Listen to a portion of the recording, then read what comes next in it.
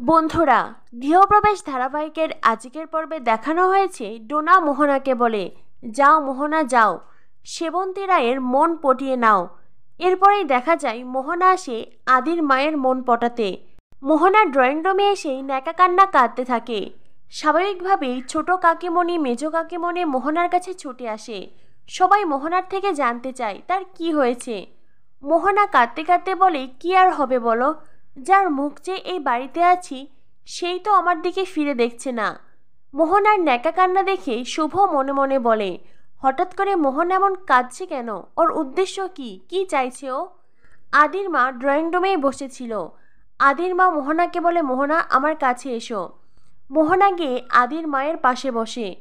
আদির মা বলে, কি হয়েছে তোমার? মোহনা বলে, আন্টি আমি তো এই বাড়িতে থাকতে চাইনি বলো, আর আমি শুভলক্ষ্মীকে এই বাড়ি থেকে যেতেও বলিনি।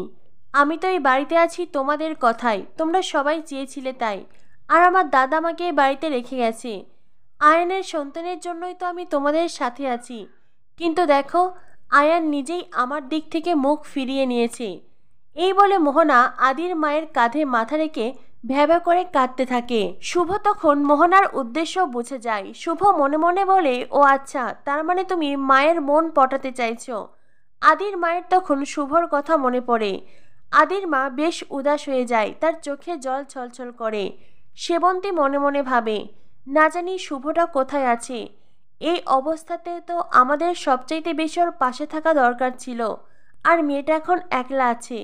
ও যদি নদিয়ায় ওর বাবার কাছে যেয়ে থাকে তাহলে ঠিক আছে, কিন্তু ও যদি বাবার শরীরের কথা ভেবে সেখানে না যায়, যদি অন্য কোথাও যায়। শুভর কথা ভেবে সেবন্তীর চোখে জল ছলছল করে। অন্যদিকে মায়ের চোখে জল ছলছল করতে দেখে শুভ মনে মনে বলে, মা তুমি তো আমাকে ভুলেই গেছো মা।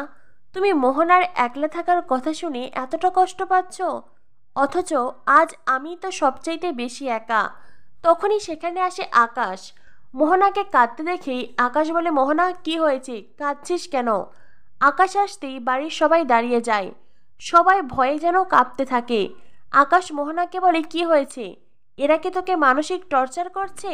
এরপরেই আকাশ আদির পরিবারকে বলে, আমি তো আপনাদেরকে বলেছিলাম আমার বোনকে হাসি খুশিতে রাখবেন, তার চোখ থেকে জল কেন ঝরছে? আপনাদের কি মনে হয় আমি ফাঁকা আওয়াজ দিচ্ছি? আকাশের কথা শুনে শুভর খুব রাগ হয়। শুভ মনে মনে ভাবে, ইচ্ছে করছে মিস্টার সেনের মুখের ওপরে গিয়ে আসল সত্যিটা বলে দেই, কিন্তু না, এখন সেই সত্যি বলা যাবে না। অন্তত যতদিন না আমার কাজ শেষ হচ্ছে আমাকে চুপ করে থাকতে হবে। কিন্তু আমাদের এই বাড়িতে কি একজন কেউ নেই যে মিস্টার সেনের মুখের ওপরে কথা বলতে পারবে?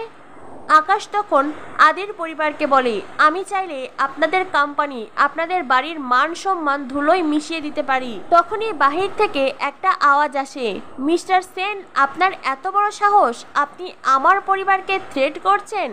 সবাই দরজার দিকে তাকিয়ে দেখে আদির বাবা এসেছে, যেটা দেখে শুভর মুখে হাসি ফুটে ওঠে।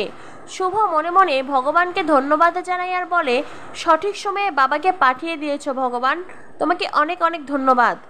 এরপরেই আদির বাবা এসে আকাশের মুখের ওপরে কথা শোনায়। আকাশকে বলে, আপনার সাহস হয় কি করে আমাদের বাড়িতে দাঁড়িয়ে আমার পরিবারের মানুষকে অপমান করছেন? আকাশ বলে, আপনি তো বাড়িতে ছিলেন না, নিশ্চয়ই জানেন না এই বাড়িতে কি হচ্ছে, আপনার ছেলে ঠিক কি অন্যায় করেছে।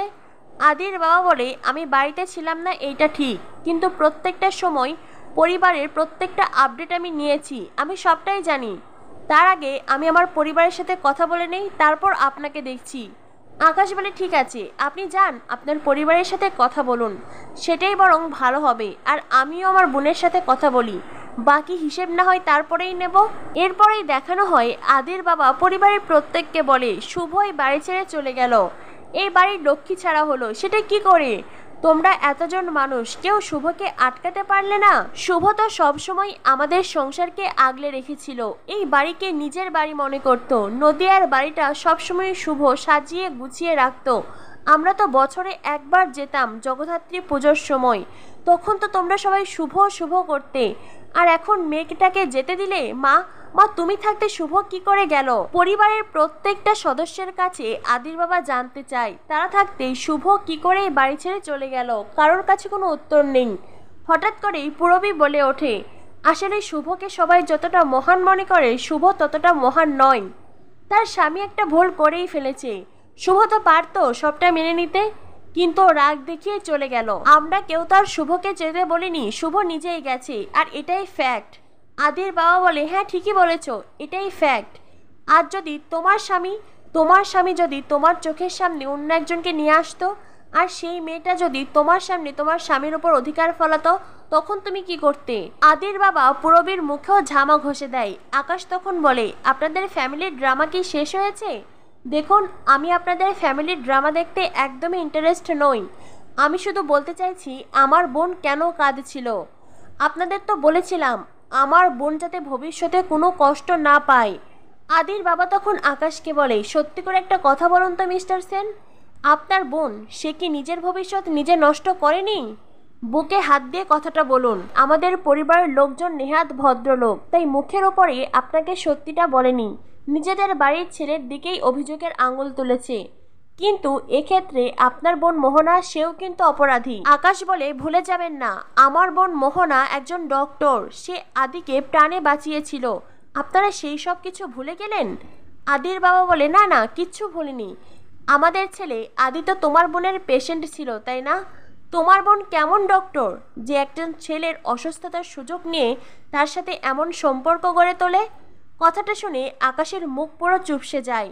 আদির বাবা মোহনার আকাশের মুখে পুরো জামা ঘষে দেয়, যেটা দেখে শুভ মিটমিট করে হাসতে থাকে।